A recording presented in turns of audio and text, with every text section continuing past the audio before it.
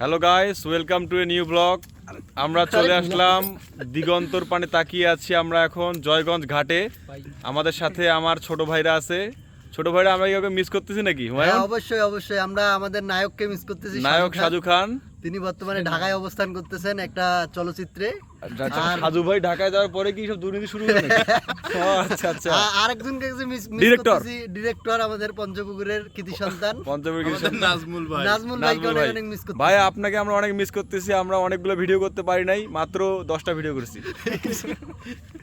তো গাইস, এইভাবে এখানে খুবই সুন্দর লাগছে যে এই যে তোমরা কি দূরে দেখতে পাচ্ছ আমরা জানি না যে এইখানে অন্য সময় এক হাঁটু পানি হয়। গত বছর আমরা আসছিলাম এখানে গোসল করে গেছি, তো সেটা একটু লুঙ্গিও ছিল না রে ভাই। যাই হোক, ওটা অন্য ঘটনা, ওগুলা ঘটনা আমরা পরে বলবো। যারা যারা জানে তারা জানেই।